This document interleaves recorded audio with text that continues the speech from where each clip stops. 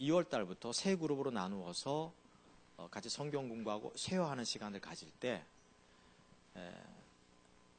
예배 회복반을 하나 할 거고요. 두 번째가 하나님을 찾는 삶에 대해서 하게 될 것 같고, 하나가 사모님들 모임을 하나 좀 이렇게 부탁이 들어와 있습니다. 사모님들 모임을 하면 어떻겠느냐, 그래서 그렇게 하려고 합니다. 교실이 문제인데 일단 좀 더 연구해보고 하려고 합니다. 자, 근데 예배 회복에 들어가든지 하나님을 찾는 삶에 들어가든지 십자가 복음에 대한 어떤 배경이 깔려야 되거든요. 그래서 십자가 복음을 대해서 제가 이렇게 2주에 걸쳐서 간략하게 요약하는 중입니다. 알겠죠? 그래서 서베이 십자가의 복음에서, 서베이는 전체를 관찰하다, 주목하다, 이런 뜻이죠. 그래서 복음을 전체로 한번 보는, 숲으로 보는 시간을 갖고 있는 중입니다. 여기까지 이해가 되십니까? 네, 그래서 마지막 시간인데 좀 많이 온 것 같아요. 우리 부산에 부흥이 올 것 같아요. 할렐루야. 옛날에 처음에 제가 여기 제가 40대 때 왔어요. 강사로. 처음에 강사로. 제가 젊었었죠? 그때 사진 보면 내게도 이런 시절이 있었구나. 요즘 얼굴 보면 가끔 절망하지만 실망하지 않기로 했습니다. 근데 그때 정말 사람들이 많이 모였습니다. 그래서 뭐 저 뒤에 다 의자에 앉고 뭐 이렇게 앉고 했었습니다. 우리 대구 포항 쪽으로 우리 이렇게 화요 집회를 하나 떼주고 다시 하나님께서 함께 하실 것 같아요. 급하실 것 같아요, 하나님. 자, 서베이 십자가의 복음 1, 2를 이렇게 하는데 잠깐 지난 시간도 약간 복습하고 지나갈 거예요.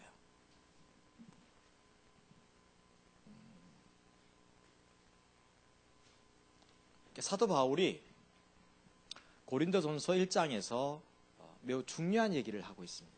3가지 얘기하고 있습니다. 근데 이게 고린도전서라는 걸 기억하셔야 돼요. 사도 바울이 고린도에서 교회를 개척하기 전에 사도 바울이 교회를 개척하기 시작했던 곳이 아테네입니다. 사도 바울이 2차 선교 여행 때 빌립보에 갔다가 데살로니가 갔다가 이리저리 들리다가 아테네를 가게 되지요. 그리스에서 가장 큰 도시입니다. 모든 고대 도시들이 그렇듯이 그 도시의 한가운데는 제우스 신을 섬기는 신전이 있게 돼 있고, 신전 중심으로 해서 사통팔달해서 도시가 건설됩니다. 파르테논 신전이라고 지금도 아테네 한가운데 가장 큰 신전이 있습니다. 제우스 신을 모시는 곳이죠. 그 파르테논 신전하면 딱 떠오르는 게 하나 있는데, 미술 시간에 늘 시험 문제 나왔던 건데 기억나십니까? 미술 시간에 항상 그 시험 문제 반드시 나와요. 어느 학교든지. 세계에서 가장 큰 신전, 세계에서 가장 오래된 석조 건물입니다. 그래서 돌로 지어졌고요. 그게 수천 년이 지난 지금도 건재하다는 사실이 놀랍지 않습니까? 그래서 시험 문제 항상 나오고 기억나십니까? 세계에서 가장 오래된 석조 건물은 어디입니까? 하면 꼭 틀리죠. 예. 자, 또 나오는 게 하나 있는데 한번 물어봐야 되겠다. 공부들 잘했나? 우리나라에서 가장 오래된 목조 건물은 어디예요? 예? 예, 영주 부석사. 진작 나를 만났으면 미술 시험 하나 더 맞는 건데. 제우스 신을 섬기는 거였어요. 넘기는데 올라가다가 아레오바고 언덕에서 새빵 하나 얻어놓고 홀을 얻어고 교회를 개척하기 시작했죠. 실패합니다. 중요합니다. 사도 바울이 1차 선교여행도 아니고 2차 때 2차 선교여행이 갖는 특징이 뭐죠? 사도 바울의 1차 선교여행은 소아시아 지역, 지금의 터키 땅을 다니면서 복음을 전하면서 교회를 개척했어요. 2차 선교여행은 어떤 특징이 있습니까? 몇 가지가 있는데 1차 때와 달리 하나님의 거룩한 성령의 능력이 가장 강력하게 나타났던 시기가 2차 때입니다. 3차, 4차가 아니라 2차 때였죠. 에베소 교회를 개척할 때에는 손수건이라든가 휴지 갖다 놔도 죽은 사람 살아날 정도였어요. 가장 강력하게 역사가 일어납니다. 사도 바울의 사명이 바로 거기에 있었기 때문인 거죠. 목적을 따라가면 하나님의 자원이 뒷받침하게 돼 있어요. 그렇죠? 그 2차 때 또 하나 특징이 뭐예요? 하나님께서 가장 강력하게 성령, 능력으로 이렇게 뒷받침한 시기였고, 두 번째는 사도 바울이 복음이 무언가를 다시 깨닫는 시기였습니다. 아테네에서 바울이 복음을 이렇게 전하다가 실패해요. 사도 바울이 가장 강력한 성령의 능력을 힘입어서 교회를 개척하고 다녔던 시기가 2차 선교회인데, 그 가장 강력한 성령의 능력 갖고 실패한 곳이 아테네였어요. 사도행전에는 사도 바울이 어떤 설교를 했는지에 대해서 비교적 상세하게 기록하고 있습니다. 바울은 아테네에 갔을 때 먼저 워낙 그 아테네 스토익 학파, 에피쿠로스 학파 이런 것들 성경에 나오지 않습니까? 놀라운 철학적 사상들이, 문화적 사상들이 가득한 걸 보고 나서 사도 바울이 우리가 흔히 갖고 있는 고전책, 그리스 로마 신화를 읽었던 것 같아요. 탐독하고 나서 그가 했던 첫 번째 설교가 뭔가 하면, 여러분들이요, 아테네에 있는 부형들이요, 잘 들어주십시오. 내가 보니 당신들은 범사에 종교 심리가 강한 것을 제가 보았습니다. 성경에서 읽었던 기억나십니까? 이걸 보면 사도 바울이 그리스 로마 신화에 탐독하면서 어떻게 그들에게 접근해 갈지를 이 염두에 두고 나서 그에게 접근해 간 걸 볼 수 있어요. 당연히 예수 전했죠. 당연히 복음 전했어요. 문제는 예수를 영접하는 사람이 많지 않았다는 것입니다. 여기서 바울은 실패하고 방을 뺍니다. 방 빼가지고 두 주먹 불 끈지고, 그리고 건너간 곳 서울 수원거리 2시간 거리를 가는데 거기가 바로 고린도였어요. 자, 가시면서 두 주먹 불 끈지고 결심합니다. 무슨 결심합니까? 내가 예수만 알기로 작정하겠다. 내가 복음을 전할 때 말과지 아름다운 것으로 아니하고 성령의 나타남과 능력으로 하겠다. 그리고 나서 이제 그 고린도 교회를 개척하고 나서 그 교회를 향해서 편지를 써요. 그리고 1장에서 바울은 중요한 얘기, 복음과 연관해서 3가지 얘기를 하고 있죠. 자, 첫 번째가 뭐였어요? 자, 하나님께서 나를 너희들에게 보낸 것은 복음을 전하기 위함이다. 맞죠? 그래서 바울은 복음을 전하는 사람이었어요. 두 번째, 우리가 예수 얘기해도 복음 아니에요. 십자가 부활 아무리 얘기해도 복음이 아닐 수 있어요. 아니, 바울이 십자가 얘기하고 부활 얘기했지 뭘 얘기했겠어요? 그런데도 처절할 정도로 실패합니다. 그리고 복음만 알기로 작정하는 거예요. 3가지 중요합니다. 첫째는 하나님이 나를 너희들에게 보낸 까닭은 복음을 전하게 하기입니다. 두 번째는 뭘 얘기하고 있어요? 복음은 십자가에 못 박히신 예수 그리스도라고 하는 거죠. 다시 말해서 살아계신 인격제신 예수님이 복음이라고 그랬어요. 맞습니까? 실제로 이렇게 교회마다 다 복음 전해요. 다 예수 얘기하고 십자가 얘기하고 있어요. 근데 복음에는 능력이 나타나서 능력으로 믿음에서 믿음으로 우리를 인도하거든요. 근데 실제로 그 능력이 안 나타납니다. 믿음에서 믿음으로 인도하지도 않습니다. 뭐가 문제일까요? 복음을 전했는데 복음이 아닐 수 있다는 것입니다. 첫 번째는 하나님이 너희들이 보낸 것은 복음 전하는 거다. 두 번째가 복음은 살아계신 예수님의 복음이라는 거죠. 할렐루야. 제가 한참 이게 복음의 길을 이렇게 찾기 시작했을 때 30대 때였어요. 저는 정말 목회를 잘할 줄 알았어요. 아멘. 모든 목사님들이 다 젊었을 때 꿈꾸던 어떤 생각처럼 나만은 목회를 잘할 줄 알았습니다. 이게 무서운 오해였는데 나는 목회를 잘할 줄 알았어요. 어쨌든 신학교 다닐 때 제가 이제 신문을 만들고 이렇게 하면서 나름대로 그래도 이렇게 똑똑하다는 얘기를 들었고, 또 신문사에 또 취직을 했었고, 목회에 나왔을 때 김충기 목사님이라고 유명한 분이 계세요. 김충기 목사님, 그분이 나하고 친했거든요. 아들하고 나이가 제가 같아요. 그래가지고 항상 저를 이렇게 불러요. 다른 교회 다니는데 나는 전도사로서. 그래서 제가 그 강남중앙침례교회 첫 번째 1호 신문을 제가 제작해드렸거든요. 오관수 목사님 서울중앙침례교회 거기 1호 신문을 제가 제작해드렸어요. 신문 제작 기술들이 그때 없었기 때문에. 그러니까 친해서 이렇게 있으면서, 야, 강남중앙침례교회로 와, 우리 교회 전도사로 와. 항상 그 목소리가 그 양반이 그래요. 그래서 제가 안 간다고 그랬어요. 그랬더니 자기가 이렇게 오라고 했는데 안 온 놈은 처음이래. 그래서 안 간 길 잘한 것 같아요. 그래서 제가 복음을 더 이렇게 보게 된 것 같아요. 중요한 게 있어요. 제가 목회를 실패하고 나서 여기저기 다니기 시작한 거예요. 그러니까 뭐 십자가의 도, 십자가의 복음, 부활신앙, 부활복음, 뭐 별게 다 있습니다. 수십 가지가 있어요. 그게 모두가 복음이 아닙니다. 알겠죠? 어떤 것도 복음이 아니에요. 분명히 사도 바울은 고린도전서 1장에서 두 번째 얘기할 때 살아계신 분이 복음인 거예요. 복음은 이론에 있지 않아요. 말과 지혜의 아름다운 것에 있지도 않아요. 교리에 있지도 않아요. 이런 책에도 있지 않아요. 이게 복음 아니잖아요. 책이지. 무슨 말인지 아시겠습니까? 복음은 살아계신 분이 복음인 거죠. 믿습니까? 예수님만이 복음인 거죠. 어떤 친구는 그런다니까요. 요즘 부활 신앙, 부활 복음도 이렇게 뭐 이렇게 있어요. 귀하죠. 참 귀합니다. 나보고 거기에 있는 친구가 그래요. 아직도 십자가냐? 부활로 가야지.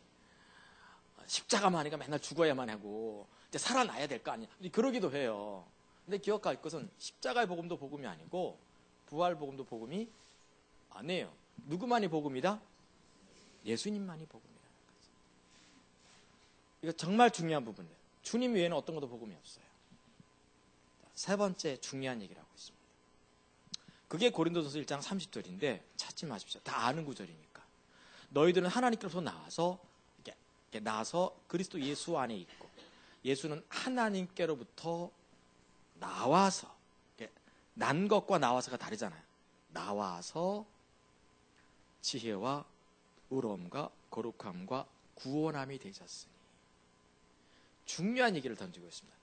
예수가 왜 복음이냐? 왜 복음이죠? 내게 지혜이기 때문에. 내게 거룩함, 의로움이니까. 내게 거룩함이니까. 지혜, 의로움, 거룩함, 구원함이 되기 때문에. 그러니까 예수가 구원이 아니면 복음이 아니에요. 예수가 모든 이들에게 복음이 아니었어요. 믿는 자들에게 복음인 거지. 안 믿는 자들에게는 그 어리석은 거예요. 십자가, 이런 얘기가. 그렇지 않습니까? 그러니까 중요한 부분이 예수님이 왜 복음인가 하면 우리에게 지혜가 되기 때문에. 지혜라는 게 무슨 말입니까? 항상 바울은 지혜하면 딱 두 가지죠. 세상에 관원의 지혜가 있고 하나님의 은밀한 것을 아는 지혜가 있다는 거죠. 하나님의 비밀을 알게 만드는 지혜가 예수님입니다. 하나님 속에 뭐가 있는지를 알게 하신다는 거죠. 믿습니까? 만약 예수님이 여러분들에게 하나님의 은밀한 것을 안 보여주시면 예수는 아직 복음이 아닌 거예요. 남남일 뿐이지. 의로움이 뭐예요? 자격을 뜻하는 말이잖아요. 하나님 앞에 당당하게 설 수 있는 자격. 의의 흉배의 자격이잖아요. 어떤 죄책감, 어떤 것도 이겨내고 주의 때를 따라 돕는 은혜의 보좌 앞에 설 수 있게 만드는 그 자격. 그래서 예수는 복음인 거예요. 결국 하나님 만나야 되잖아요. 아멘? 세 번째, 거룩이에요. 세상을 이기는 능력이지 않습니까? 구별된 능력. 세상을 이기게 만들어요. 예수님이 왜 복음인가 하면 내가 세상을 이기게 만드시니까 복음인 거죠. 제가 제일 고민이 목회하면서도 예배 2시간 드릴 때 주님께만 집중해서 예배를 드린 적이 없었어요. 목회하면서도. 설교하면서도 딴 생각해. 누구는 왜 안 놓은 거야 이거. 시험 들었나. 설교하면서도. 제가. 그러니까 제 최대의 하나님 앞에 소원이 있다면 뭐였겠어요? 하나님, 제가 2시간 예배 드리면서 주님만 바라보게 해주시옵소서. 찬양 30분 드리면서 주님만, 이게 됩니까 안 됩니까? 30분 찬양하면서 또 이 생각들 아니에요. 또 앞사람면서 소리가 이렇게 반올림이야. 왜 샤프가 되는 거야? 별 생각들어요. 오늘따라 왜 저 박성철 목사님 소리가 왜 이렇게 여자같이 나와? 그래요 하면서 우리 이렇거든요. 제가 이렇게 30대 때 그렇게 하다 목회 실패했어요. 안 되더라고요. 그래서 강남중앙침례교를 안 가서 그런가 싶기도 하고. 오한수 목사님 사이가 있어요. 사회하고 나하고 친해. 아주 정말 친했어요. 그래서 그쪽에도 오라고. 그래서 안 가서 그런가 싶기도 하고. 근데 이유를 알았어요. 내가 복음을 경험하지 못한 거예요. 그래서 제가 이제 그 주님만 그때 막 찾고 막 이렇게 그럴 때인데, 그때 주님이 나를 좀 방문하시고 나서 제가 이제 그때 이영, 니언, 리을 교회를 다니고 있었어요. 뭐 목회지도 없으니까. 이영, 니언, 리을. 희은 목사님이 담임 목사님이셔서 아프셨어요, 그분이. 이 교회가 이렇게 부채꼴로 생겼는데 저쪽에 제가 앉아가지고 얼마나 울었는지 몰라요. 2시간 예배 드리면서. 그때는 딴 생각이 안 나더라고. 주님 만나면 2시간 예배 드리면서 주님께만 집중하는 거예요. 다른 생각을 하고 싶어도 안 되는 거예요. 얼마나 많이 울었는지. 그때 박정호 씨라는 분이, 유명한 분이 있어요. CCN 가수. 그분이 성가대 지휘를 2부 했었는데, 그 양반이 항상 그 고약한 특징이 하나 있어요. 이렇게 찬양을 이렇게 같이 하기 전에 둘씩 짝 지어놓고 서로 이렇게 인사시킵니다. 같이 찾아보게 하면서.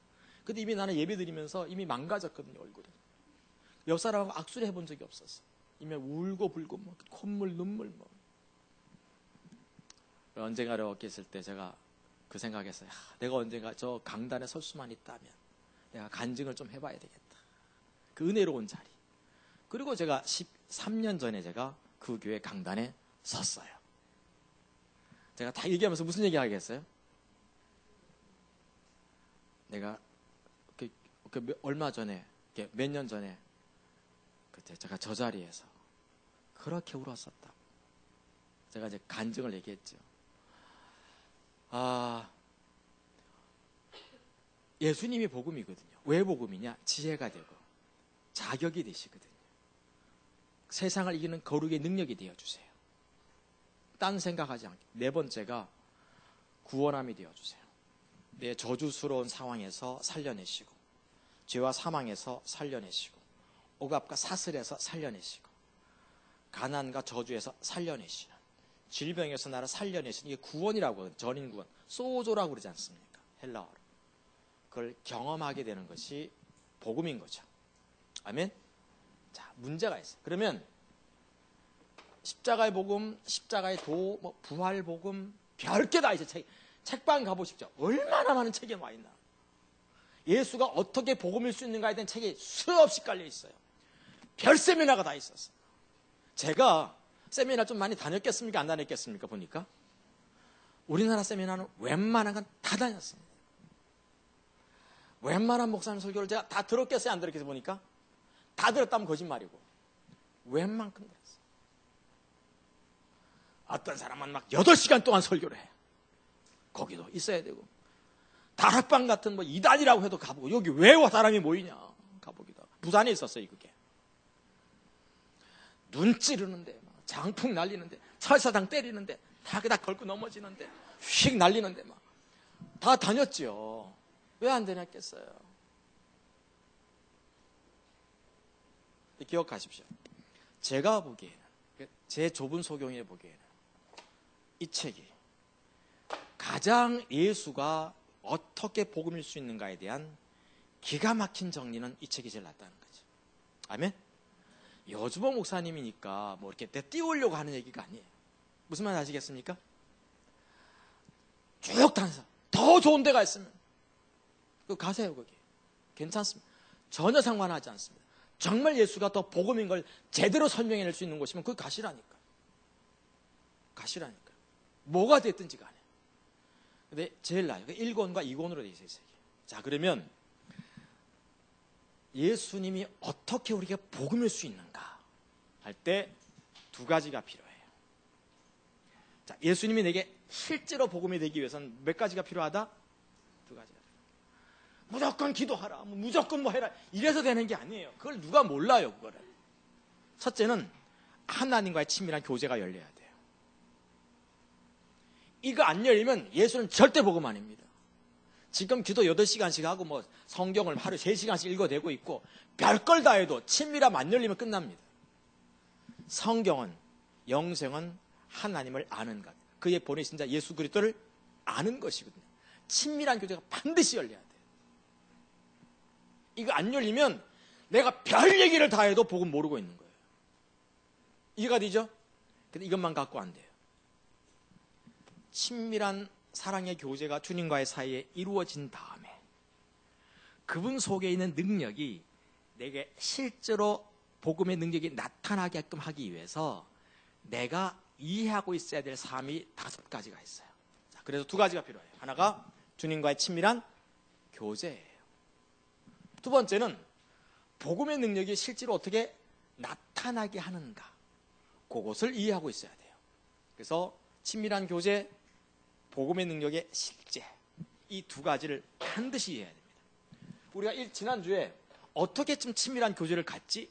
여러분들 주님과 친밀한 교제를 막 가지려고 애를 써. 그런다고 친밀한 교제가 가져지나요? 다 부숴놓네, 마지막이라고. 미안합니다. 주님과 친밀한 교제를 막 가진다고 해서 가져지나요? 절대 안 가져집니다. 아무리 친밀한 교제 가져보려 하십시오. 가져지나? 안 가져지게 돼 있어요.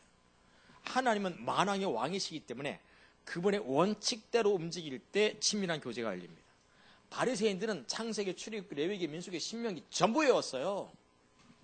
여기다 쓰고 어디다 쓰고 여기다 쓰고 일주일에 2번씩, 일주일씩 하루에 금식을 밥 먹듯이 하면서 그렇게 채소, 콩장, 뭡니까?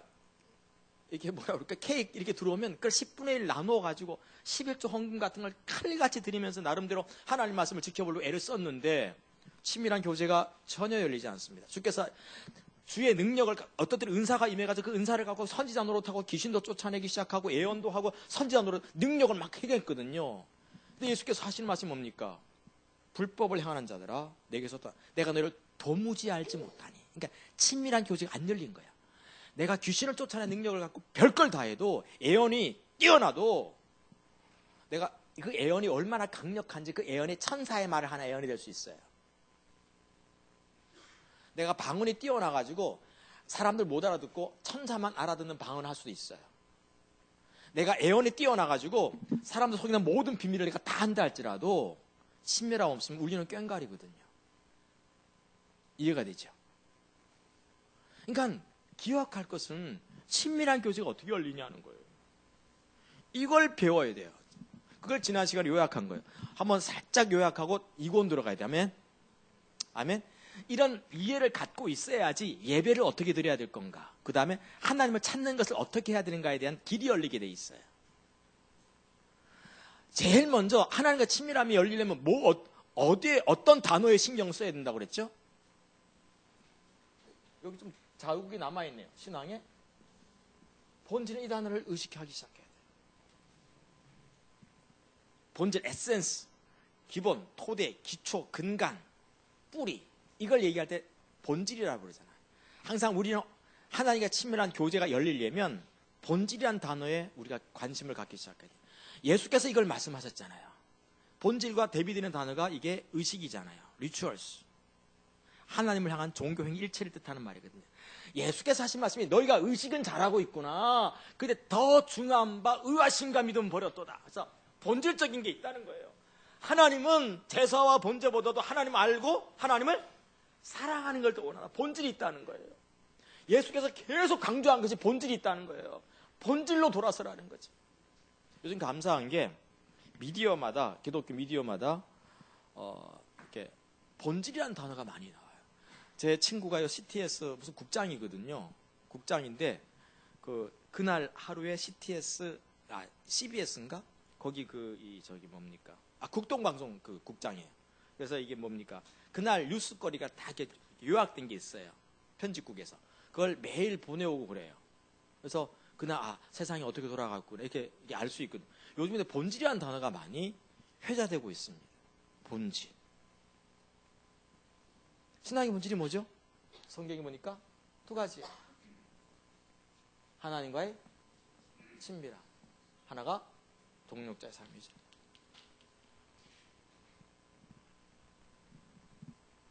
하나님과 친밀함을 뭐라고 했죠? 하나님과 친밀함은?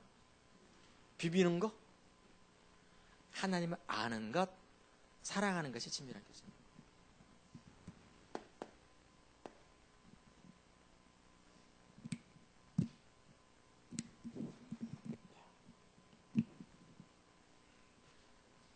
하나님께 친밀한 빠졌어요. 예, 죄송합니다. 본질이 빠지면 안 되죠. 예. 감사합니다.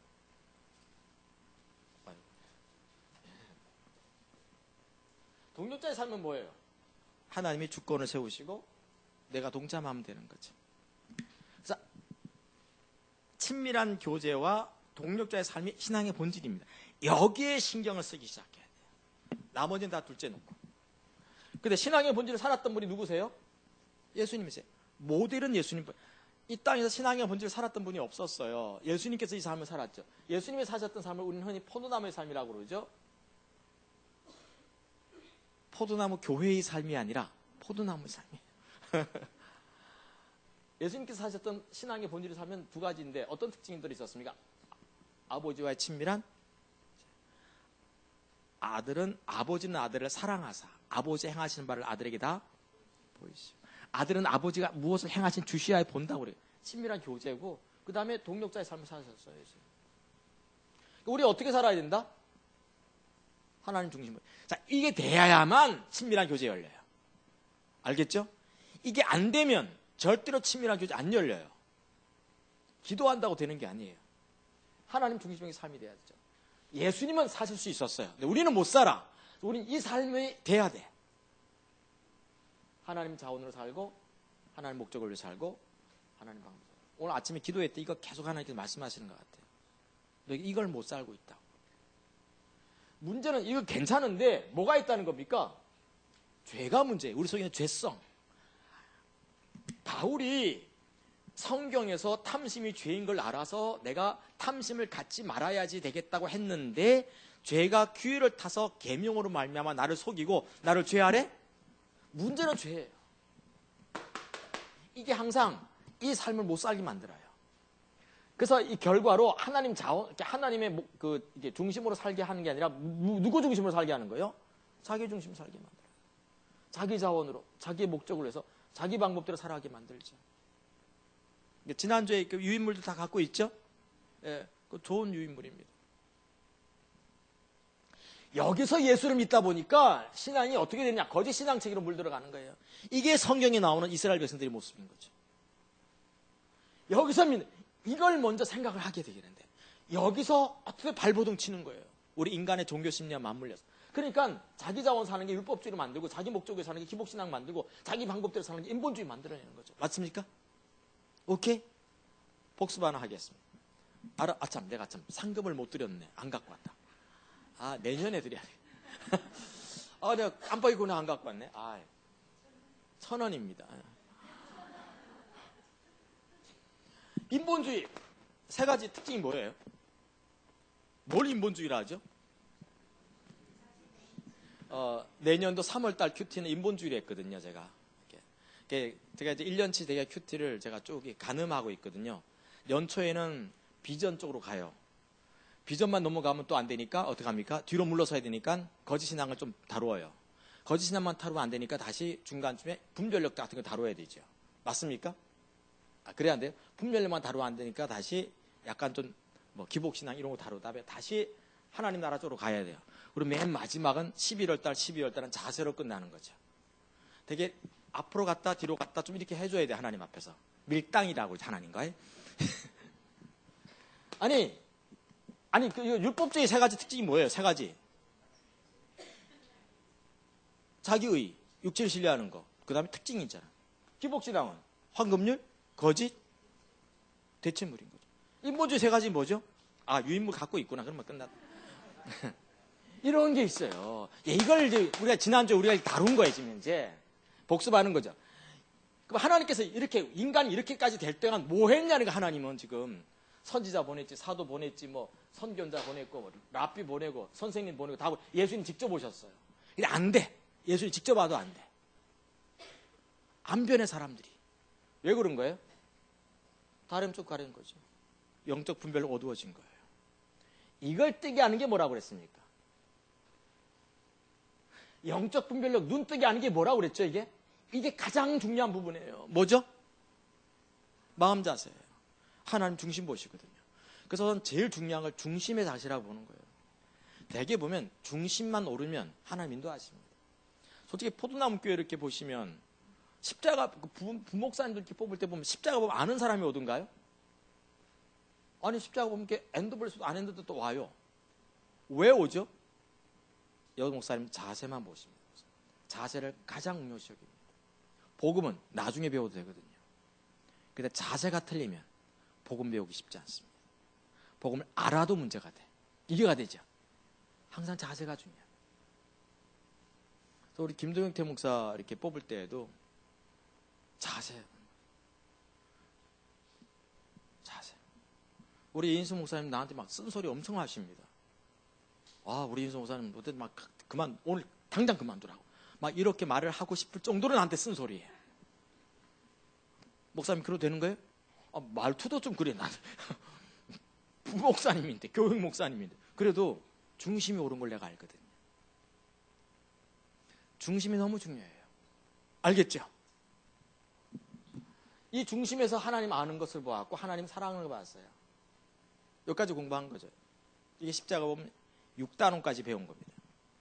자, 그러면 이 모든 것을 우리가 해내서 친밀한 교제가 열려야 돼. 이 친밀한 교제를 하기 위해서 뭐부터 시작하라는 겁니까? 하나님의 얼굴을 구하는 것부터 시작하는 거예요. 알겠죠? 이렇게 해야지 친밀함이 열려가기 시작해. 왜 친밀함이 중요할까요? 이제 묻겠어요. 이제 일권을 우리 일권을 끝내는데 한 10분 만에 끝냈잖아요, 일권이. 일권을 끝내면서 왜 하나님 얼굴 구하는 것부터 시작해야지 친밀함이 열리는 거예요, 이게? 예? 자, 손을 들면 제가 맞추면 내년에 상금을 드리겠습니다. 맞추면. 목회자들은 손 들지 마시고요. 예? 뭐 때문에? 왜 하나님 얼굴 구하는 사람이 중요하죠? 하나님과 친밀한 교제가 되려면 그분이 나한테 오셔야 돼요. 하나님이 임재하지 않는데 무슨 친밀함이 필요합니까? 그분이 오시려면 하나님 얼굴 구하기 시작하셔야 돼요. 알겠죠? 그래서 모세 같은 경우 그 금송아지 만들면서 이스라엘 백성들이 그 진이 오염되어 버렸거든, 죄로. 그러니까 장막을 뜯어가지고 진 밖에 회막을 세웠어요. 그리고 회막, 하나님의 만나는 장소인 거죠. 그리고 거기서 하나님 얼굴을 구하는 거죠. 그래서 하나님의 얼굴을 구하는 것과 회막은 같이 가는 거죠. 하나님이 다시 오셔야 된다는 겁니다. 우리 가운데 다시 오시라고. 중요한 것은 하나님 오셔야 돼요. 하나님이 안 오셨는데 무슨 프로그램하고 무슨 세미나하고 별걸 다 해도 안 되는 거예요. 주님이 안 계신데 뭐. 일단 주님이 오셔야 되잖아요. 주님이 오셔야 돼요. 알겠죠? 자, 그래서 주님이 오셔가지고 친밀한 교제가 좀 열렸다. 자, 오늘 얘기를 하려고 합니다. 끝났죠? 지난주 했던 얘기.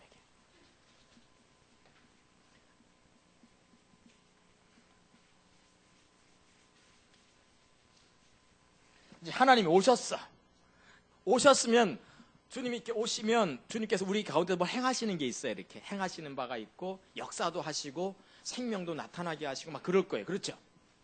그래요, 안 그래요? 주님이 오시면 기쁜 일도 생기고 막 기도가 응답되기 시작하고 하나님 내 삶을 인도하고 내 사역도 좀 이끌어가기 시작하시고 나를 막 사람들한테 알리시기도 시작하고 은사도 나타나기 시작하고 여러 가지 일이 있기 하나님 오셔야 돼요. 그래서 저는 지난주 우리가 이제 토요일마다 저희 교회는 이제 리더십 스쿨을 하거든요. 이제 리더십 스쿨 하면서 이제 리더를 키워야 되잖아요, 리더들을. 그러니까 제가 지난주도 그랬어요. 하나님을 경험하는 삶이 작은 일에서부터 있어야 된다고. 하나님이 오시면 그분을 경험하는 일들이 조금씩 생긴다고. 근데 그 재미들이 쏠쏠쏠쏠 뭉쳐가지고 추억이 되고 하나님을 진실로 믿을 수 있다고. 처음부터 100세나 되어가지고 아기가 없는데 아기가 생길 거라고 믿는 믿음은 없어요. 조금씩 재단을 쌓아가다 보니까 어느 날 내가 100세가 되어서 내 몸이 죽은 것 같음을 알고도 하나님을 신뢰하게 되는 거지. 알겠죠? 그러니까 중요한 게 조금씩 그걸 경험하기 시작해야 돼. 우리 애, 지난주도 내가 얘기했습니다. 우리 애가 결혼하고 나서 내가 참 미운가 봐요. 멀리 이사 가려고. 그나마 멀리 있는데 지금. 그나마 멀리 있는 애가 더 멀리 이사 가려고 하는 거야. 거기다가 뭐 LH03 이런데 뭐 청약 걸어놓고 이제 더 멀리 가려고 하는 거예요. 근데 문제는 뭐가 합니까? 그 당첨게 되기 위해서 뭐 청약 집어넣으면 당첨이 되겠어요? 안 되겠어요? 안 되지. 주님 당첨시키지 마라 주시오. 내가 기도하고 있는데. 그리고 문제는 뭔가 하면 또 당첨돼도 문제가 이제 집이 나가겠어요? 안 나가겠어요? 안 나가는 거예요. 내놔도 안 나가. 6개월 전에 내놨는데 한 명도 보러 온 사람이 없어요. 속으로 잘 됐다. 자식의 불행이 나의 행복이라. 그랬는데 교회 가까이 오라. 내가 한 번은 그랬어요. 하나님 안 찾으면 너희 둘 다 이렇게 며느리하고 둘 다 하나님 안 찾으면 내가 너희도 두둑에 패버릴 거라고 했어요. 나는 좀 이렇게 뭐라 그럴까 거칠어. 생긴 거하고 다르게 두둑이 팬다고 그랬어. 내가 그냥 며느리고 뭐고 상관없다. 막 두둑이 패버리겠다. 하나님 안 찾으면 이게 내 자식 아니다. 막 그냥 막 했어요. 했더니 애들이 이제 고민을 했나 봐. 해가지고 이제 집을 내놨어. 일단 집을 얻지도 않았는데 내놨어. 2시간 만에 나간 거예요. 그러니까 바짝 정신이 난 거예요. 아니, 뭐가 있긴 있구나. 아버지가 목사니까 뭐가 있구나. 중요한 게 그거예요. 하나님을 조금씩 경험해 가기 시작해야 돼. 무슨 말인지 아시겠죠? 그래서 이제 바로 밑으로 이사 왔어. 우리 집에서 이사한부 교회. 교회에서 제일 가까워. 막 뛰어가면 몇 초 만에 가. 그러니까 그렇게 돼야 되지요. 그러니까 하나님 찾는 대로 가야 돼요. 주님 얼굴 보고. 아멘. 그렇게 내년에 좀 그렇게 살았으면 좋겠어. 자, 그럼 하나님 오면 이제 그분이 뭘 하신다니까. 뭘 하실 때 중요한 게 그릇이 중요해요. 하나님이 뭘 하시면 이걸 담아낼 수 있어야 돼. 지금 우리가 가장 문제가 뭔가 하면 하나님 열방과 다음 세대 가시잖아요. 이 나라에서 하나님이 지금 군선교를 강력하게 열고 계세요. 오죽했으면 CCC 그 총재 누굽니까? 그 김중 목사님 그 사위 같이 옆에서 밥을 먹는데 그러시는 거예요. 이 조그만 선교회가 어떻게 그렇게 큰 일을 할 수 있냐고. 근데 문제는 그릇이에요. 정말 그릇이 필요해요. 그래서 우리가 조직을 만들고 교회에서 뭐 집사님들 세우고 장로님들 세우고 한 이유가 어디에 있어요? 그 교회에서 일하신 하나님의 역사를 담아내려고 하는 거예요. 담아내려니까 교사도 세워야 되고 다 그러는 거 아니겠어요? 이게 그릇이 중요해요. 하나님의 일을 담아낼 수 있어야 돼요. 제가 이렇게 보니까 내가 이렇게 그릇 만드는 거 제가 좀 약해요. 그래서 하나님이 정말 참 많은 걸 해주셨는데 우리 교회가 잘 담아내지 못해가지고 흘려보낸 그 은혜가 너무 많아. 돌아보니까 내가 너무 이렇게 실수한 거예요. 지금이라도 담아내려고 해야 돼요. 알겠죠? 자, 담아내려면 그릇이 필요해요.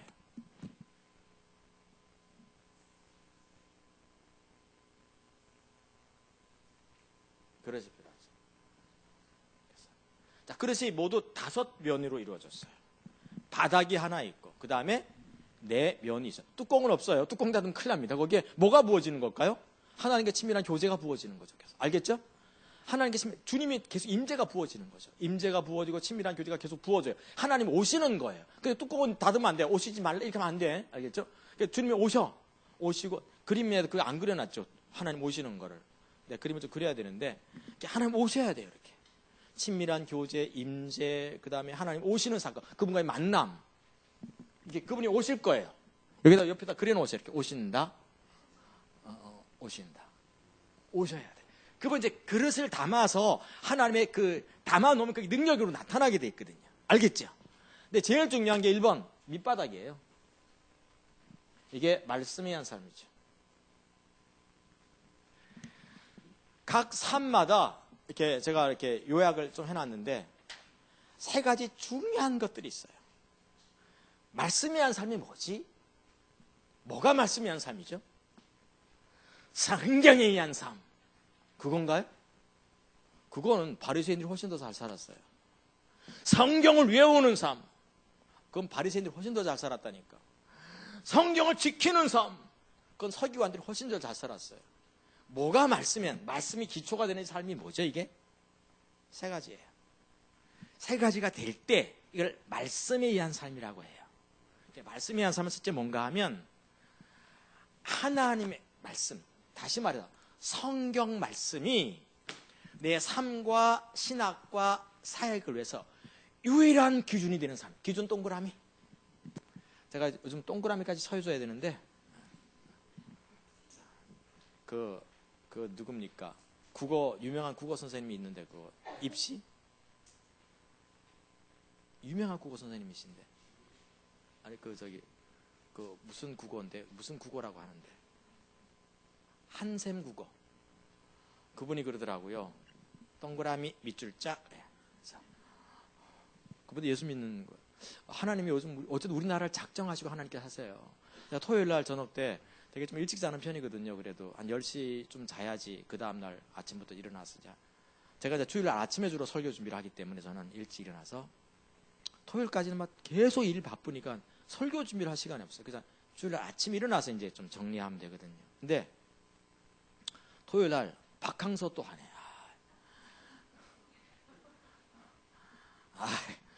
그래서 내가 5분만 보고 자야 되겠다. 언제 딱 켰어요. 시작을 보고. 근데 6분 만에 한 점을 넣은 거예요. 그래서 10분 보다가 그냥 끄자 하고 딱 누웠는데 잠이 와야지. 그래가지고 가서 끝까지 다 봤어요. 박항서 감독이 이렇게 기도하잖아요. 그 부인이 권사님이. 그 다음에 끝나고 나서 승리했을 때, 그 승리의 기쁨으로 막 사람들 막 난리법석이 났을 때도. 그때 박항서 감독 어떻게 했습니까? 그렇게 기뻐하다가 잠깐 벤치에 가서 다시 무릎 꿇고 이렇게 엎드려서 기도하잖아요. 그 장면이 쫙 그냥 막 베트남 전역과 한국에 퍼진 거예요. 근데 이게 얼마나 강력한 힘이 있는지 모릅니다. 베트남이 불교 국가거든요. 불교 국가에서 기독교가 굉장히 친밀함을 주기 시작했어요. 이거는 하나님이 하시는 겁니다. 방탄소년단 이런 걸 하나님께서 강력하게 세상에 퍼지거든요. BTS. 난 뭔지도 몰랐어요. 방탄소년단에서 무슨 만화 영화인 줄 알았어요. 하나님이 의외로 하는 게 아니에요. 2002년도 월드컵 때, 한일 월드컵 때 이 뭡니까? 이렇게 붉은 물결들 막 응원하고 전 세계에 퍼뜨려 놨거든요. 제가 베트남에 갔을 때였어요. 한 10년 전쯤일까? 베트남에 가서 이렇게 어느 지역에 가서 마치 호텔에 프랑스 사람들이 와 있었어요. 가서 이제 프랑스 젊은이들하고 같이 얘기를 하게 됐어요. 하는데 대한민국에서 왔다니까 나보고 뭐라고 그러겠어요? 프랑스 그 젊은이가? 네. 이야, 그때 이게 하나님이 전 세계 알리신 거예요. 그다음 K-팝 이거 그다음에 월드컵 이런 거 해서 또 하나가 드라마거든요. 제가 10년 전쯤에 인도에 집회 갔을 때 인도가 알다시피 이렇게 컵처럼 생겼잖아요. 이렇게 손잡이 이렇게 있어요. 여기 인도 본토예요. 옆에 딸린 게 나갈랜드라는 곳이거든요. 여기로 집회를 갔어요. 여기 가려면 3일 걸려요. 우선 여기서 캘커타라는 곳을 가야 돼요. 데레사 수녀에 있었던 거예요. 여기 갈 때 제가 대만, 태국 거쳐서 갔거든요. 밤에 도착해서 아침에 출발했는데 하룻밤 자고 그 다음에 이 디마플로라고 이제 나갈랜드의 비행장까지 가는 비행기 타고 갔어요. 거기서 오지를 간다 집차 타고 이제 가는 거예요. 끝까지 미얀마 접경지역까지. 얼마나 오지인지 호랑이 나타나고 막 그래요 거기. 그리고 다 비포장이에요. 이틀 동안 비포장은 다 우리 저 누굽니까? 김동완 목사님 같이 가셨잖아요. 저하고 같이. 그때 고생했죠. 야, 산에 가는데 찝차 2대로 가는데 오지를 간다는 TV 프로그램 이런 게 있어요. 그럼 찝차 2대가 이제 막 불 밝히면서 가는 거예요. 그걸 타고 가는데 한 대가 또 고장이 났어. 그러니까 한 대 세워놓고 그리고 한 대로 다 끼어 타가지고 가는 거예요. 막. 가는데 이렇게 가면 전부 다 알다시피 가다 보면은 밥을 먹어야 되잖아요. 조그만 식당에 가서 밥을 먹으면 뭐가 안 나올까요? 스푼이 없어요. 다 이걸로 먹어야 돼요. 그래서 제발 스푼 갖고 인도 갈 때 스푼 갖고 가셔야 돼요. 이번에 누가 가죠 인도에? 2월달 인도 누구 가시는? 이용 목사님 가시는가 보다. 스푼 가져가시라고 하세요. 스푼 갖고 다녀야 돼요. 그게 얼마나 큰 힘이 되는지 모르겠고 이거로 먹는 거하고 스푼으로 먹는데 차이는 진짜 큽니다. 그거. 근데 놀라운 것은 제가 큐티집 2월 달에는 그 인도 나갈랜드 그 집회 사진을 올리려고 그러거든요. 근데 그 오지인데 비디오 방이 있어서 가봤더니 거기에 대장금 와 있는 거예요. 이거요. 한국 사람. 그리고 우리 집회 갔을 때 집회 첫날에 그 동네 사람이 다 나왔어. 집회도 아닌데 다 나온 거예요. 그 밤인데도 다 국기 들고 와 있어요. 몇백 명이. 동네 사람들이. 놀랬어요. 왜 왔겠어요? 한국 사람 보러 왔어요. 그러니까 이게 하나님이 알리신 거예요. 알렸기 때문에 이게 분명히 하나님께서 우리에게 전 세계를, 이 세계를 담을 수 있는, 21세기 초를 담을 수 있는, 열방을 담아낼 수 있는 그릇만 준비하면 돼요. 그 그릇 속에 이 능력만 나타나면 되는 거거든요. 아멘? 지금 하나님이 그래서 내년부터는 저도 작년, 재작년은, 그러니까 금년과 작년은 제가 집회들을 되게 안 갔어요. 내년부터는 더 다니려고요, 그냥. 에라, 죽을 때 죽더라도 가자. 하는 거죠. 가서 더 다녀야 돼. 그래서 우리 그 김동환 목사님 보고는 내년에 8번 가라 하셔요, 중국에. 우리 박 목사님, 죄송합니다. 사람 이름 대서 매달 가라고 하셔요, 중국에. 근데 다 가야 돼요. 이용 목사님도 이제 보니까 스와질랜드, 아프리카 다 가야 돼요. 다 다녀야 돼요. 하나님께서 하실 거예요. 믿습니까? 우리가 이제 할 일이 많아요. 자, 그러면 이게 이제 친밀한 관계를 담아야 되고 하나님께서 뭔가 여기서 일하실 때 확 나타나야 되거든요. 그 5개가 필요해. 우선 첫 번째 말씀에 의한 삶을 살아야 돼요. 말씀에 의한 삶이 뭐냐? 하나님의 말씀이 유일한 기준 돼야 돼요. 유일한 기준. 기준이 뭡니까? 성경엔 다림줄이 나오는데 하나님의 만왕의 왕이기 때문에 그분이 당신의 백성들을 상대할 때 그분 스스로 세워놓은 원칙, 잣대, 캐논을 가리켜 기준이라고 하거든요. 그 성경을 우리가 흔히 캐논이라고 불러요. 기준이 되는. 구원의 기준이 뭐죠? 예수 영접하는 거거든요. 사역의 기준이 뭐죠? 열심히 하는 거. 7가지. 아버지가 이제까지 일하셔서 나도 일한다. 나는 아무것도 수술할 수 없다. 아들은 아버지가 무엇을 주셔야 본다. 그것을 행한다. 아버지는 아들을 사랑하신다. 그리고 아들에게 다 보이신다. 그래서 바울이 말합니다. 아그리빠 왕이여, 그러므로 하늘에서 내게 보이신 것을 내가 하나도 거스르지 않고 보여야 돼요. 기준이 돼야 돼. 알겠죠? 두 번째는 뭐예요? 시간 지금 없으니까 3가지예요. 두 번째는 하나님께서 말씀하신 그 그대로 오리지널 말씀이 그러니까 생명이 돼. 생명 동그라미. 자, 1번 기준 동그라미, 2번 생명 동그라미. 학원 같지요? 우리 복음 학원입니다. 속성 과정. 이게 돼야지 복음이 실제 능력이 나타나요. 그러니까 생명이 돼야 돼요. 이게 중요한 부분이 뭔가 하면 목숨처럼 중요하시 여기다 이 말이죠. 생명이. 이거죠. 예수님께서 하나님께서 말씀하실 때 살인하지 말라. 처음에 말씀하셨어. 하나님께서 처음에 살인하지 말라고 했을 때 원래 그 의미는 뭐예요? 미워도 하지 말라거든요. 미워도 다시 한 번. 근데 바리새인들은 이걸 문자로 읽어요. 문자로 읽으니까 살인이 뭔데요? 남의 목숨을 내가 칵 끊어버리는 거, 임의로 끊어버리는 걸 살인이라 불러요. 그러니까 바리새인들 자기들이 살인하지 않았기 때문에 자기들은 성경을 지켰다고 생각했어. 말씀대로 산다고 생각했어.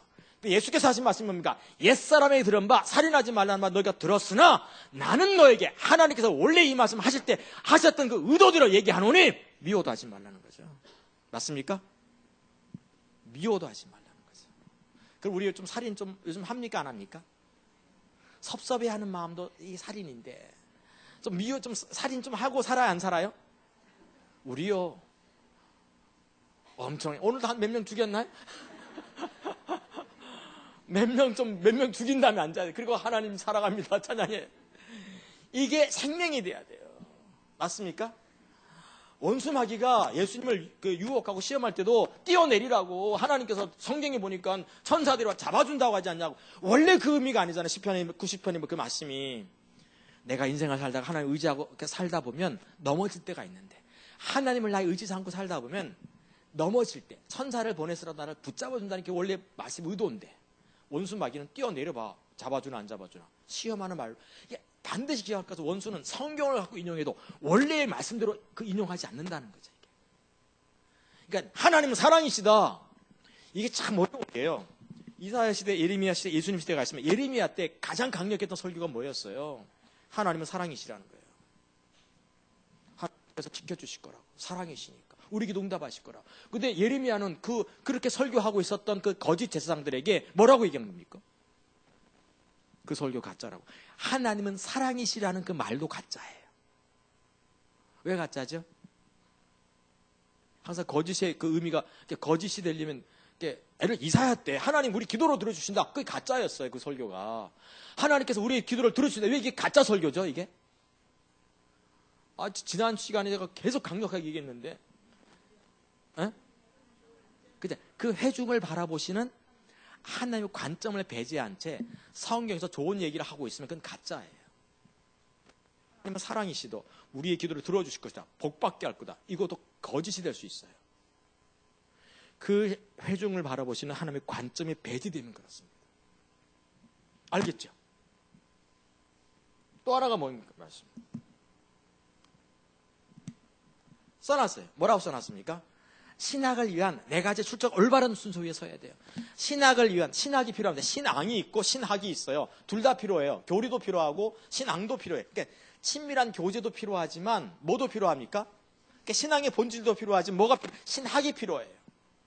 그러니까 신학이라는 것은 하나님에 관한 것을 이론으로 정립한 것이죠. 이걸 조직신학이라고 있는데 그건 뭔가 하면 성경에 나와 있는 여러 가지 어떤 신앙과 관련된 주제들을 모아서 그것을 체계화시켜 놨다고 해서 그걸 조직신학이라고 부르는 거죠. 조진신학이 아니라. 제가 이거 좀 신문사 그때 근무할 때 그때 침례신문사 그때 편집부장 했었는데 저하고 우리 총장을 가장 오래 하셨던 우리 도한호 총장님하고 제가 악연이 좀 있었어요. 제가 신학교 다닐 때 제가 좀 약간 반골 기질이 있었거든요. 그때 신학교 다닐 때 반골이라기보다는 제가 내 스스로는 정의파였어요. 그래서 대자보 써붙이고 교수님들 이 시국을 아십니까? 뭐 그런 거 있잖아요. 마이크 들고 막 그걸 제가 했었어요. 좀 그렇게 보이지 않죠? 제가 무서운 사람입니다. 교수님들 정신 차리셔야 됩니다. 이 나라가 안 보이십니까? 이걸 제가 했어요. 그러니까 교수님들 싫어할까 안 싫어할까? 퇴학시키려고 했어요. 항상 퇴학시키려고 했어요. 제가 이제 써붙이고 다녔어요. 학생처에서 붙이지 말라는데 제가 꼭 붙였어 그냥. 이런 거 써붙여가지고. 그 다음에 마이크 잡고 제가 노래 인도하고. 젊었을 때 그렇게 했어요. 자, 그러니까 그 교수님하고 제가 붙은 거예요.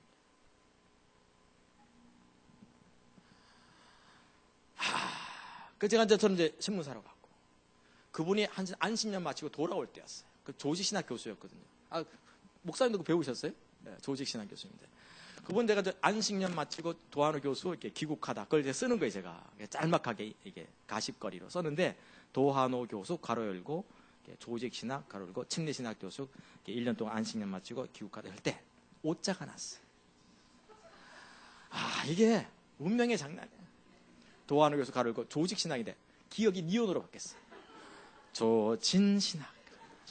그나마 그렇잖아도 지금 안 좋은데. 나는 뭔가 좀 이렇게 좀 손을 좀 내밀고 싶어서 교수님하고 같이 그리고 싶어서 냈는데 조진신하고 나가버렸네. 그리고 만났어요 그분을. 저기 계시더라고. 그분 총장을 오래 하셨거든요. 내가 지방회장으로 가가지고 가까이 가기에는 너무 먼 당신이야. 이거 어떻게 했겠어요? 멀리서 도저히 인사를 못하겠더라. 그때 나보고 이제 알죠. 나를 퇴학시키려고 하셨거든요. 그래서 그분 또 시인이에요, 그분이. 저도 이제 시를 좋아하고 있었는데. 좀 그런 악연이 있었어요. 지금 이제 얼마 전에 은퇴하셨어요, 총장에서. 은퇴하셨는데. 조직신학이 뭐라고요? 조직신학. 큰일 났다. 신학이라는 것은 신앙에 대한 여러 가지 주제들을 학문화시킨 걸 그러니까 신학이라 불러요. 그 조직신학은 성경에 나오는 신앙과 관련된 몇 가지 주제들을 모아서 그걸 편집하여서 체계화시킨 것을 뭐라고 한다? 조직신학인 거죠. 근데 신학이 필요해요. 왜냐하면 체계화시켜야 돼요. 체계화시킬 때 네 가지가 필요해요. 하나가 성경, 하나가 전통, 하나가 이성, 하나가 경험이죠. 이 네 가지 전부 필요합니다. 전부 필요한데 이 네 가지를 모아서 조직신학을 만들어요. 알겠죠? 조진신학이 아닙니다. 이걸 만드는데 순서가 중요해요. 첫째는 뭐가? 역시 성경입니다. 두 번째는 전통이 중요합니다. 가장 중요한 전통이 삼위일체잖아요. 성경에 삼위일체는 안 나오지만 그거를 이렇게 모아서 딱 체계화 시켰는데 삼위일체가 나왔어요. 그게 전통으로 내려온 게 두 번째 중요합니다. 세 번째는 이성이죠. 네 번째가 경험입니다. 만약 이성이 뚝 앞으로 나가면 어떻게 해요? 이성이 앞으로 뚝 튀어나가면 예수께서 무슨 무리를 걷냐 해서 뭐가 나올까요? 이게 자유신학이 나오는 거죠. 이해가 됩니까? 그래서 이게 신화가 많은 거예요. 신화를 빼자 그렇게 되는 거죠. 만약 경험이 그냥 맨 앞에 가버리면 어떻게 될까요? 경험이 가면 지가복음이 되는 거예요. 지가복음이 되는 거죠. 그래서 신천지 같은 게 다 지가 그냥 다 그만 하는 거예요. 그래서 그 문선명이가 쭉 이렇게 문선명의 원리강론이라는 책이 있어요. 이따만 두꺼운 책. 제가 옛날에 좀 읽었는데 쭉 보니까 1장에 뭐가 나오는가 하면 이게 그 아담과 하와가 선악과를 따먹었잖아. 이렇게 따먹을 걸 어떻게 해석합니까? 옆에 강론 이게 주해가 나오는데 읽어보신 분. 엉뚱한 거 보지 말고 이제 그런 거 좀 봐야. 뭐 통일교는 뭘 얘기하는가를 좀 봐야 될 거 아니에요. 그 보면 뭐라고 하는 거면 하나님이 하와를 따먹은 거로 나와요. 성관계한 걸로. 그걸 선악과 따먹었다고 그래요. 답답합니까? 안 답답합니까? 근데 목숨 걸고 믿어 그걸 또 사람들이. 더 답답해. 그렇게 외치는 사람은 미쳤다 치자. 그 미친 사람의 얘기를 굳게 믿고 목숨 바쳐 살아가는 사람은 더 답답한 거죠. 이해가 됩니까? 그래서 어떻게 합니까? 이렇게 그 사람들 쫙 그냥 몇천 명 모아놓고 문선명이 어떻게 하죠? 서로 짝지어줘요. 너가 결혼하고 해. 국제 결혼 많이 하잖아요. 그래가지고 기네스북에도 오르고 막 짝지어줘. 왜? 그래가지고 이게 뭡니까? 첫날 밤은 같이 이렇게 합방을 못해요. 각자 옆에서 자야 돼. 왜? 하와가 죄를 지었기 때문에 문선명의 뜻을 따라야 되는 거다.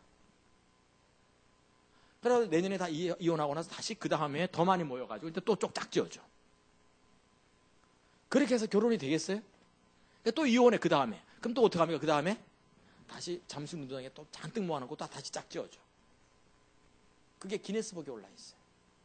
이게 답답하지만 그 현실입니다. 이게 말씀이 항상. 그래서 기준, 생명, 순서. 이거 중요합니다. 딱 정리가 돼요? 기준, 생명, 순서. 요건 지금 제가 이론을 얘기하는 거니까 실제로 공부하고 실제로 그 위에 제 자신을 세우는 것은 스스로 이제 하셔야 됩니다. 알겠죠? 이제는 여기다 자기 스스로 세워야 돼. 이게 쉽지 않습니다. 절대로 쉽지 않습니다. 이게 생명 되려면 쉽지 않아. 기준 되려면 쉽지 않아. 이걸 해야 돼. 그 다음에 두 번째가 은혜의 한삼이죠. 순서대로 말씀의 한삼 두 번째 어디로 가야 된다? 은혜의 한삼. 은혜의 한삼은 딱 세 가지가 있어야 돼요. 하나가 뭔가 하면 은혜가 뭐냐 하는 거죠. 한번 물어보겠습니다. 목사님들은 얘기하지 마세요. 은혜가 뭐예요? 맞추면 제가 여러 번 얘기했는데 맞추면 내년에 상금을 드리겠습니다. 내년에 올지 안 올지는 아무도 모르지만 주님이 갑자기 말일날 오시면 큰일 나요. 뭐죠 은혜가? 두 개가 들어가야 돼요. 단어 두 개가 들어가야 됩니다. 은혜. 은혜가 풍성한 하나님은 죽어라 불렀잖아요. 그걸. 예?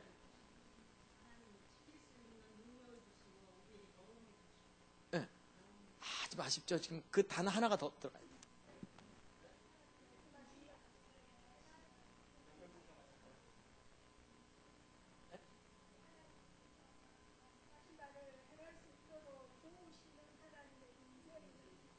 맞죠? 내년에 1,000원 이상. 임재 능력 들어가야 됩니다. 그러니까 은혜라는 것은 하나님이 나와 함께 하시면서 이렇게 능력을 베푸는 임재 능력이죠. 그러니까 능력이라는 단어가 은혜예요. 그러니까 어떤 은혜냐? 어떤 능력이냐? 임재의 능력이에요. 그럼 어떤 임재냐? 뭐 때문에 함께 하시느냐? 하나님께서 내게 말씀하신 걸 내가 지킬 수 없으니까 그분이 내 안에 계시면서 그걸 할 수 있도록 그분이 내게 찾아오시는 임재의 능력이죠. 아멘? 미워하지 말라. 됩니까 안 됩니까? 나는요 근데 난 미워하는 거는 좀 되는 것 같아요. 제가 그때 이제 글을 좀 쓸 때가 있어요. 그러니까 12월 달, 12월 달 큐티하고 있죠. 그게 10월 달쯤 썼나? 근데 그때 그 무렵에 내가 참 이렇게 총애하고 이렇게 뭐랄까 아끼고 나를 도와줬던 그분이 어딘가 떠나게 됐어요.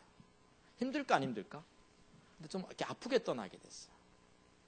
그때 제가 이렇게 이제 글을 쓴 거예요. 그 무렵에 이제 그걸 쓰고 있었으니까 몇 마디 말로 떠날 수 있는가? 얼마나 아프면 저럴까? 사람이 그러니까 기억하실 것은 영적인 분별력을 잃어버리면 상식을 벗어나는 행동할 때가 많거든요. 그래서 가끔 우리가 저 사람 저 집사님이라 뭐 어떤 분이 어떤 목사님이 장로님이 말도 안 되는 상식에 어긋나는 일을 해. 우리는 어떻게 하기 쉬워요? 아니 저럴 수 있어? 저럴 수 있어요. 그게 사람입니다. 맞죠? 사람은 아무도 모릅니다. 우리 다 똑같아요. 이해가 되죠? 그러니까 어떤 걸 해도 그냥 품는 게 필요해. 얼마나 아프면 저럴까? 몇 마디 말로 떠날 수 있는가? 돌아보면 조금만 우리가 돌아보면 모두 다 사랑할 수 있는 것들이거든요. 이해가 되죠? 그러니까 은혜라는 것은 이렇게 뭐랄까 누구를 뭐 미워할 수밖에 없는데도 사랑하게 만드는 능력이 뭐라고 한다? 은혜라고 하는 거죠. 알겠죠? 네. 목회하다 보면 특히 이제 목사님들은 쓰라릴 때가 많잖아요. 이해가 안 될 때가 많거든요. 어떤 사람이. 근데 그거 그냥 이해해야죠. 어떻게. 할렐루야? 혹시 여러분 성도들 중에도 목회자가 이해가 안 될 때도 있어요. 되게 이제 목사님들은 성도가 안 변한다고 힘들어하고 성도들은 목사가 안 변한다고 힘들어하잖아요. 서로가 힘들어하는 거예요. 지금. 서로가 힘들어서 어떨 줄 몰라. 막 기도를 간절하게 주님 저 사람 바꿔주게 해주시옵소서. 여기서도 목사님이 바뀌어지게 해주시옵소서. 우리 성도들은 내가 바뀌기가 엄청 기도합니다. 전에 제가 오래전인데 어떤 청년 하나가 교회에서 엄청 기도를 크게 하더라고요. 그래서 내가 이렇게 나도 모르게 가다가 들었어요. 했더니 너무 크게 하니까 뭐라고 기도하냐면 주여 우리 목사님 집회 다니지 않게 주시옵소서. 집회를 절대로 다니지 말게 주시옵소서. 그 기도가 아직도 응답이 안 됐어요. 사람이 다 달라요. 다 다른데 이해가 안 될 때 많잖아요. 근데 이게 돌아보면 다 사랑할 수 있는 것 같아요. 아멘? 그래서 은혜가 그거예요. 사랑하게 하죠. 두 번째가 바울을 통해서 보는 은혜의 어떤 그 종류예요. 이건 제가 몇 번 설교해서 그런데 은혜가 모든 영역에 임하기를 축복합니다. 바울 같은 경우는 제일 첫째 어떤 은혜를 받죠? 바울이 처음에 받았던 은혜. 예수 믿는 은혜죠. 너희가 그 은혜를 인하여 믿음으로 말미암아 구원을. 두 번째는 바울은 구원받고 나서 어떤 은혜가 그게 필요했어요?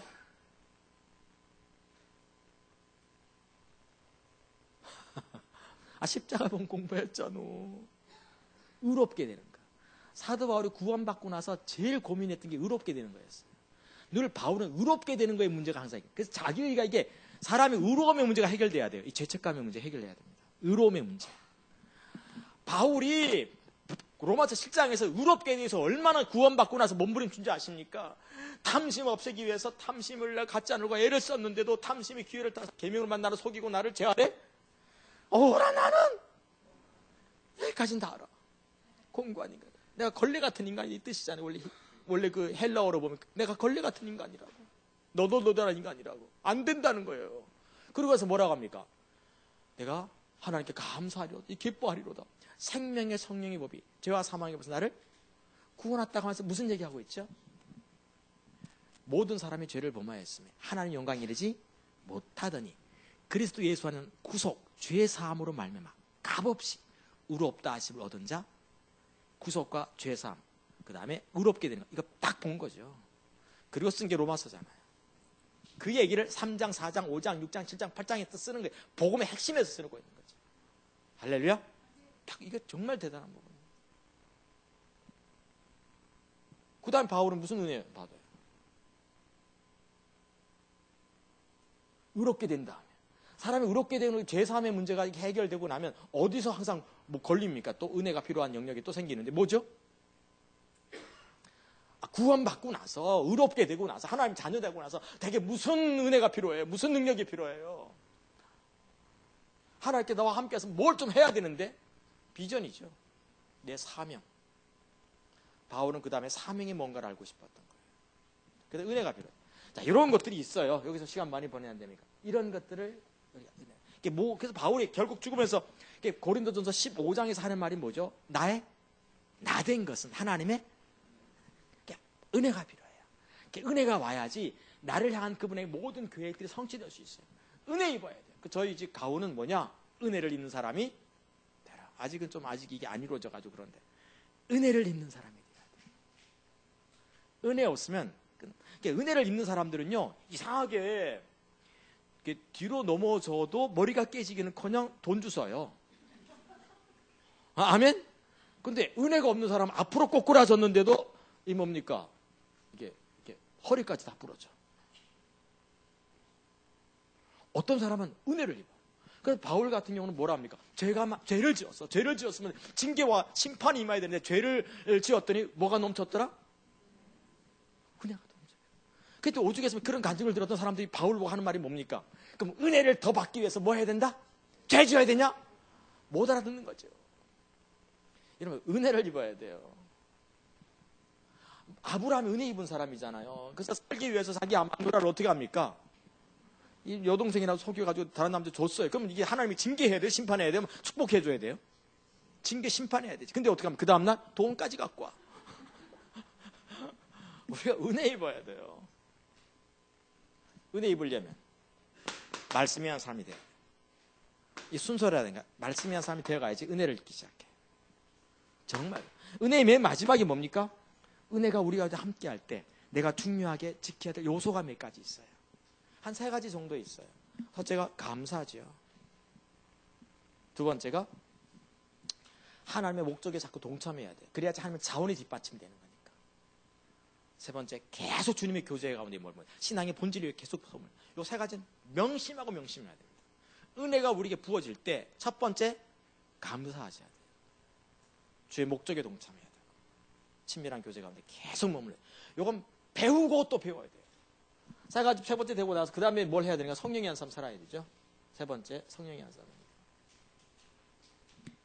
은혜가 임하면 그분이 계속 나와 함께 하셔서 성령께서 나와 함께 하시기 시작하십니다. 성령의 한 삶이 필요해요. 성령의 한 삶이 뭐지? 3가지죠. 우리가 성령의 한 삶을 이렇게 항상 배울 때 중요한 게 구약이 뭐고 신약이 뭔가를 좀 이해해야 돼. 왜 구약이 있고 왜 신약이 있는 거야? 이렇게 되는 거죠. 하나만 있으면 되는 거죠. 맞습니까? 구약, 신약 하지 말고 그냥 약. 약 이렇게 하면 되는데 성경을 굳이 구약 만들어 놓고 또 신약을 만들어 놨어. 왜 만들었어요?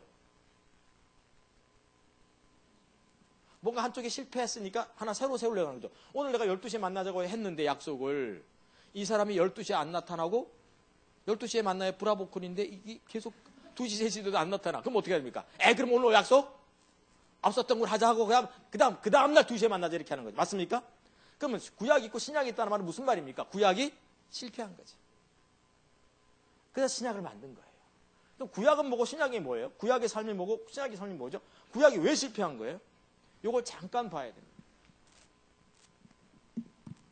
예레미야 31장 보시고, 요엘서 2장 보시고, 고린도후서 3장 보시면 답이 나오죠. 3절, 6절 같은 데 나오죠. 31장 31절 보시고.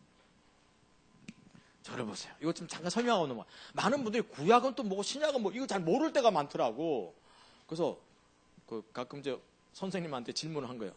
선생님, 왜 구약 성경 따로 있고 신약 성경 왜 따로 있죠? 그때 선생님이 그 아이한테 하는 말이 주일학교에 하지.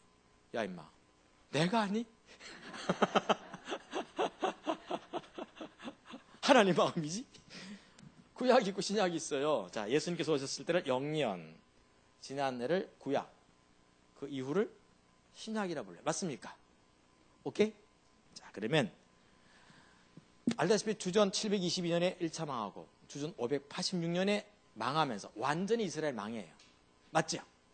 자, 망할 때 하나님께서 예레미야에게 저쪽 신약을 얘기하시죠. 그게 바로 예레미야 31장 31절이에요. 뭐라고 얘기했습니까? 내가 너희들이 남편이 되었어도 너희가 이 언약을 지키지 아니하였도다. 그러니까 내가 이제 신약을 세우겠다. 신약을 세우면 너희가 나의 그 아내가 되고 나와는 너의 뭐 남편이 되어서 친밀한 관계를 가지게 될까. 이게 친밀한 관계를 얘기하고 있어요. 자, 그러면서 하는 말씀이 뭔가 하면 그때는 내가 더 이상 하나님의 말씀을 책에다가 기록하지 않고 어디에 기록한다? 너희 신비에다 기록하겠다. 자, 그러면 에레미야가 보고 있는 신약은 뭐죠? 신비에 하나님 말씀이 구약이 있고 신약이 있으면 신비에 새겨지는 거죠. 하나님 말씀. 맞습니까? 오케이? 근데 신비에 새겨진다는 게 무슨 말이죠? 여기 이제 요엘도 구약시대 사람이에요. 요엘도 구약시대 사람인데 저쪽 신약시대를 보여주셨어요. 하나님께서. 신약시대가 되면 어떻게 된다는 거예요? 새 영을 부어주셔서 성령이 와가지고. 맞습니까? 구약 때는 제사장, 왕, 선지자, 하나님의 은총을 입은 사람들, 몇몇 사람들에게만 성령이 부어졌는데 신약시대가 되면 모든 이에게 성령이 부어진다는 거죠. 그리고 뭐 한다는 겁니까? 환상을 보고 예언을 하고 막 그렇게 하겠다는 거잖아요. 지금. 맞습니까? 자, 그러면 신약시대는 뭐죠? 신비에 새겨지고 환상, 성령이 부어져서 그 다음에 하나님 음성 듣는 거죠. 그래서 신비, 성령, 하나님 음성이 세 가지 특징이에요. 신약 성경의 세 가지 특징이죠.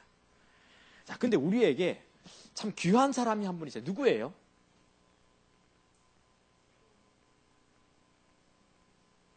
무조건 예수님이에요. 예수님 빼고. 우리에게 귀한 사람이 하나 있어요. 누구죠? 구약과 신약을 절묘하게 살아냈고 그걸 열심히 살았던 사람. 구약도 열심히 살았고 신약도 열심히 살았고 그걸 우리에게 설명한 사람이 누굴까요? 바울이죠.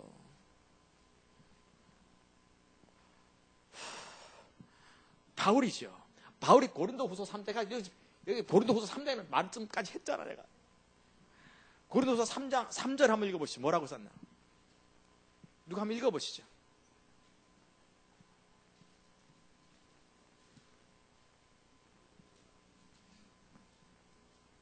빨리 좀 읽어요. 시작. 더 크게 좀 읽어요.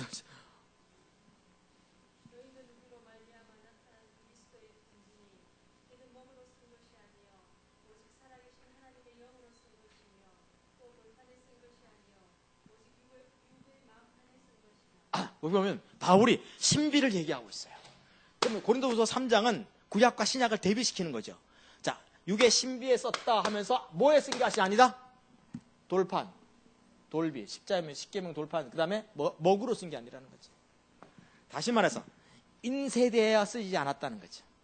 십계명 돌판으로 쓰지 않았다. 어디에 기록한다는 겁니까? 자, 이걸 갖고 고린도서 3장 6절은 뭐라고 얘기합니까? 율법의 조문으로 행하지 않는다 그래서 율법의 의문에 쓴 증서 아니라 다시 말해서 책으로 만들어지지 않았다는 거죠. 그러면 자, 신약은 성령, 신비, 하나님 음성, 구약은 돌비, 먹, 율법의 조문이죠. 맞습니까? 오케이, 저를 보시죠. 자, 그러면 율법의 조문에 의한 삶이 뭐예요? 이걸 문자에 의한 삶을 흔히 얘기하는데 뭐라고 하는 거죠? 신약은 성령, 신비, 하나님 음성 듣는 거. 자, 여기는 문자에 의한 삶, 이게 성령에 의한 삶이에요.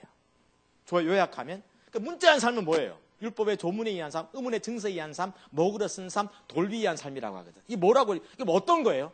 이런 거죠. 들어갑니다. 모든 율법은 하나님의 말씀입니다. 그 하나님 말씀 율법 안에는 우리의 삶과 신학과 그 신앙생활을 위한 사역을 위한 모든 하나님의 기준이 담겨 있습니다. 3. 그래서 하나님 말씀은 다 거룩하고 순전합니다. 4. 그것을 지켜 행하는 것은 너무 아름다운 신앙생활입니다. 5. 뭐겠어요? 알아맞히면 제가 상금 2,000원 드리겠습니다. 다시 한번. 자, 구약의 삶을 제가 요약하드립니다. 5가지로 요약합니다. 1. 모든 율법은 하나님 말씀으로 됐습니다. 2. 하나님 말씀이기 때문에 율법은 거룩하고 순합니다. 3. 그 율법에는 하나님의 그 삶과 우리의 삶과 신학과 우리의 뭐 사역을 위한 모든 하나님의 기준이 담겨 있습니다. 4. 그것을 그래서 지켜 행하는 것은 너무 하나님께서 보실 때 기뻐하십니다. 5. 뭐가 들어가야 되죠? 문자의 삶이 되려면 이렇게 율법을 잘 지켜 행하는 그것이 곧 신앙생활 잘하는 것입니다 라고 쓴 거죠. 이렇게 살면 반드시 실패합니다. 원수마귀가 좋아하는 삶이에요. 다시 한번, 성경은 하나님 말씀입니다. 성경에는 하나님의 기준이 담겨 있습니다. 그래서 성경은 하나님의 말씀이 거룩합니다. 그걸 지켜 행하는 것은 귀합니다. 5. 따라서 신앙생활은 성경에 기록된 이 말씀들을 잘 지켜 행하는 것이 바로 신앙생활 잘하는 것입니다. 자, 그러면 1번부터 5번까지 있으면 뭐가 잘못된 건가요? 자, 1번. 성경은, 율법은 하나님의 말씀입니다. 틀려요, 맞아요? 2. 성경이 하나님의 말씀이기 거룩하고 순전합니다. 맞습니까? 3. 이 책에는 우리의 삶과 신학과 우리의 사역을 위한 모든 하나님의 기준이 담겨 있다. 맞아요, 틀려요? 이것을 잘 지켜 행하는 것은 아름다운 일이다. 맞아요, 틀려요? 자, 5. 이것을 잘 행하는 것이 1번부터 4번까지 열심히 잘하는 것이 신앙생활 잘하는 것입니다. 자, 그럼 묻겠습니다. 왜 틀리죠? 잘 지켜 행하면 귀하잖아요. 근데 그게 신앙생활 아니래. 왜 그렇죠? 자, 맞추시면 2,000원 나가겠습니다. 2,000원 이게 있습니다. 네. 뭐죠? 왜 틀린 거예요, 이게?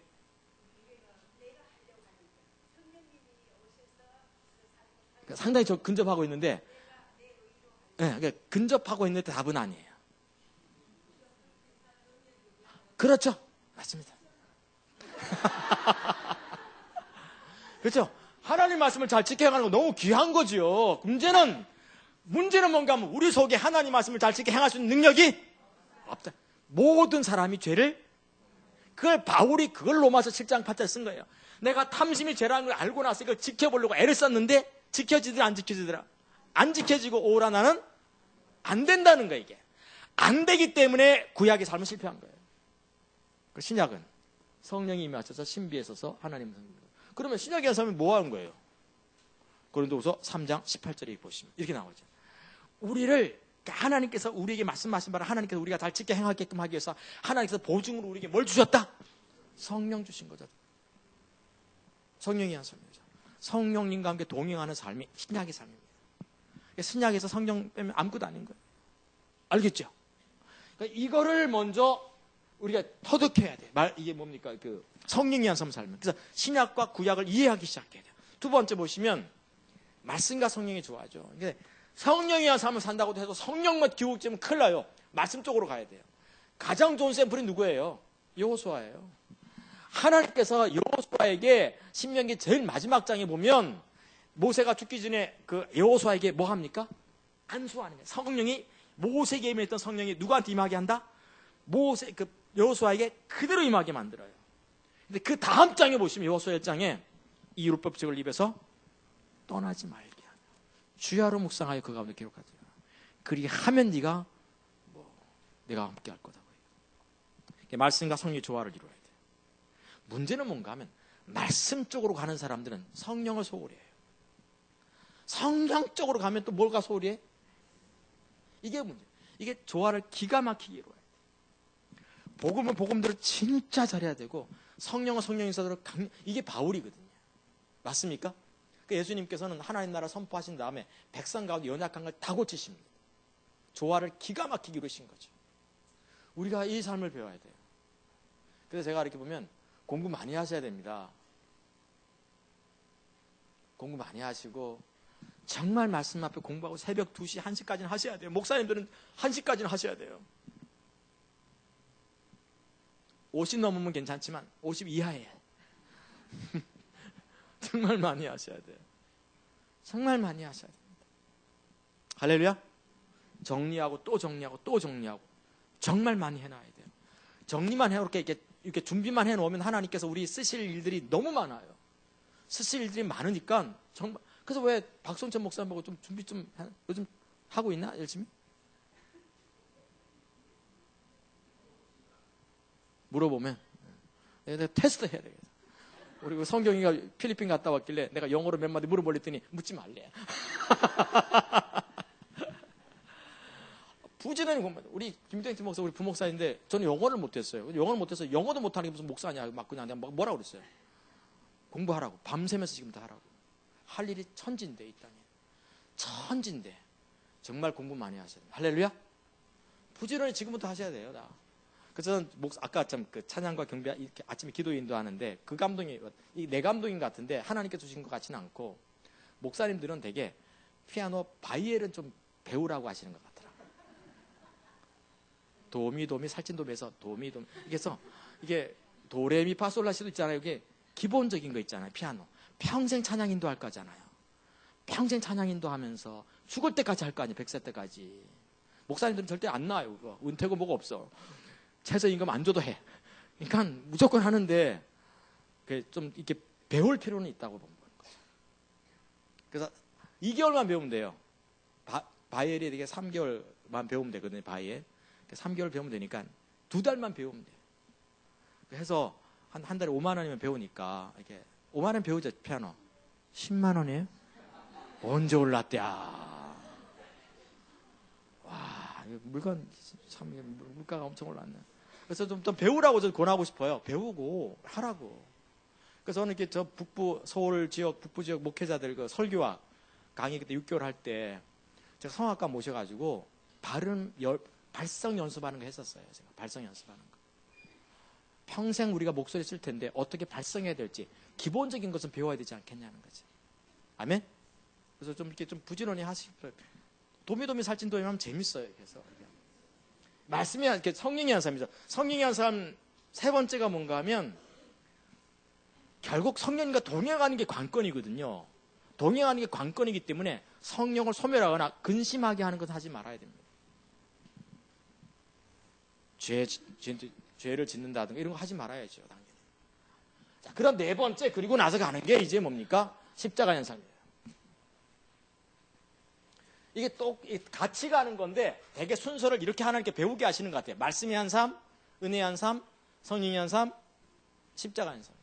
십자가의 한 삶이 뭐지? 어떤 게 십자가의 한 삶이죠? 한마디로 요약하면 십자가 주님이 다 이루신 그 공로들을 내가 하나하나 의지하여 믿음으로 서가지고 그것이 실제가 되는 삶을 가르쳐 십자가의 삶이라고 하는 거죠.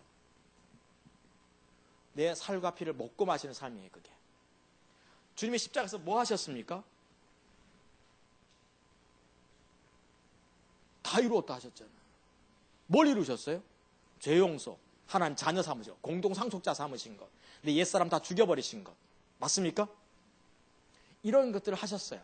그것들을 내가 이렇게 배우고 나서 내가 하나님을 간절히 찾는 가운데 성령의 조명으로 깨닫는 거야. 깨닫고 나서 그 믿음 위에 서면 반드시 능력이 나타나게 되어 있습니다. 그래서 바울도 말합니다. 너에게 성령을 주시고 능력을 행하시는 그분의 일이 듣고 믿음으로냐 율법의 행위로냐 말하면서 십자가의 삶을 살면 하나님께서 반드시 성령과 능력을 함께 붙는다는 걸 분명히 갈라디아 3장 5절에서 말하고 있거든요. 이걸 배우셔야 돼요. 알겠죠? 이게 십자가의 삶 간단하게 생각합니다. 맨 마지막이 이제 믿음의 한숨입니다. 이게 그러니까 기억해야 될 것은 복음이 실제로 능력이 나타나기 위해서는 시작이 말씀과 은혜예요. 과정이 성령과 십자가예요. 근데 이 십자가 보면 열매는 뭐가 나타나요? 뭐겠어요? 그러면 믿음의 현상. 결국 믿는 자가 영광 보는 거니까. 자, 그러면 제가 이렇게 써놨어요. 믿음의 성격 5가지. 믿음의 법칙 써놨는데 믿음의 성격 5가지를 지금 얘기할 수 있는 분은 제가 10,000원 드리도록 하겠습니다. 믿음이 뭐지? 믿습니다. 아니잖아요, 이게. 10,000원 드리도록 하겠습니다.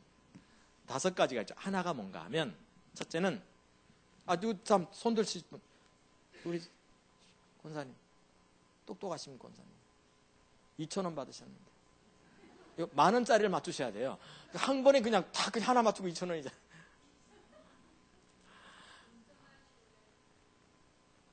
다섯 가지. 자, 이렇게 해서 첫째는 뭔가 하면 믿음은 교리를 의지하는 게 아니라 살아계신 하나님을 신뢰하는 거예요. 신학을 의지하는 게 아니에요. 살아계신 그분을 신뢰하는 거죠. 신뢰하기 위해서 그분을 알아야 신뢰하니까 그분을 알아가는 게 필요한 거예요. 두 번째는 뭐죠? 이렇게 인격체를 신뢰하되 어떻게 해요? 그분을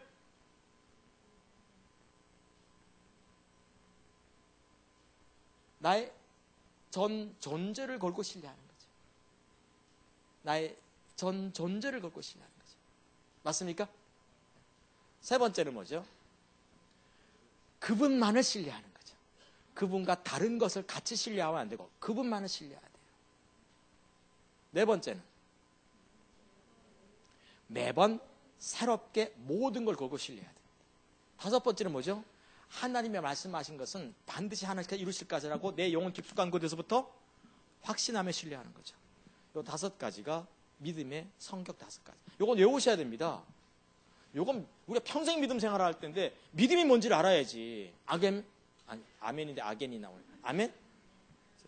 믿음은 인격체를 신뢰하고 나누어 신뢰하는 것이 아니라 그분만을 신뢰하는 것이고 그분만을 신뢰하되 내 전부를 걸고 신뢰하는 것이고 내 전부를 걸고 신뢰하되 매번 새롭게 전부를 걸고 신뢰하는 것이고 다섯 번째 내 영혼 저 깊숙한 곳에서부터 하나님께서 말씀하신 것은 반드시 이루신다고 내 내면으로 확신하며 신뢰하는 거죠. 할렐루야. 이거 정말 중요한 부분. 이게 옛날에 지난 9월 달에 포도나무교회에서 집회하면서 다 얘기했는데 생각들도 안 나실 겁니다. 네? 조금 나죠, 생각이. 이게 믿음이라는 삶이죠. 이게 믿음의 성격이에요. 믿음의 성격을 제대로 이해하고 있어야 돼요. 이게 믿음이다. 두 번째는 믿음의 법칙이 있어요. 두 가지인데 믿음의 법칙이 뭐예요? 아는 만큼 믿는 거고. 두 번째는 믿으면 영광 보는 거죠. 되게 믿는 즉시 영광이 나타나요. 신기하게 성경은 믿었더니 바로 영광이 나타나요. 되게 바로 나타납니다. 믿으면. 왜냐하면 이게 복음의 열매니까 믿으면서 맨 마지막이거든요. 그리고 나서 이게 믿음을 위해서는 중요한 요소가 몇 가지가 좀 필요합니다. 중요한 요소 믿음이에요. 그게 뭐겠어요? 여러 가지가 있겠습니다. 가지고 한 가지만 얘기해도 되겠는데 뭐겠어요? 부지런히 하나님 찾아야 되겠죠. 그래서 우리가 내년에 소그룹을 세 그룹을 나눌 때 이제 하나는 사모님 반으로 하고 하나가 하나님을 찾는 삶이 되는 거죠. 부지런히 하나님께 친밀한 교제를 위해서는 하나님의 얼굴을 구하는 것부터 시작해야 되지만 이제는 뭡니까? 복음의 능력이 우리 가운데 나타나기 위해서는 부지런히 뭐부터 시작해야 된다? 하나님 찾기 시작해야 돼요. 어디 계신지 그분이. 엘리야의 하나님은 어디 계신지 찾기 시작하셔야 돼요. 그래야지 열매가 있어요. 오늘 저는 이렇게 서베이 십자가 보면 두 개를 두 번째를 1시간에 요약을 해드렸습니다. 그냥 이게 뭐 일주일 내내 해도 모자라는 거지만 그냥 후다닥 지나가 버렸어요. 할렐루야. 제가 닭띠거든요. 닭띠인데 세상에서 가장 빠른 닭은 뭐예요? 후다닥입니다. 그래가지고 후다닥 하면 1시간 안에 그냥 이렇게 이건 이론이에요. 이건 제가 지금 복음을 한 게 아니라 이론을 얘기한 거예요. 뭐 하셔야 돼요? 돌아가셔서 하나하나 찾으면서 따져보고 내 삶에 되는지 안 되는지 안 되면 될 때까지 하셔야 돼요. 알겠죠? 주님이 내게 오실 때까지 주님의 능력이 내게서 나타날 때까지 계속 하셔야 됩니다. 질문 있으세요? 오늘도 제가 볼 때는 좀 나누어져서 같이 좀 이렇게 대화를 나누었으면 좋겠어요. 서로들 이게 어떻게 되는지 안 되는지. 그래서 지난주처럼 좀 나누었으면 좋겠는데 오늘 사역보다는 내가 볼 때 좀 나눠서 하는 게 좋겠어요.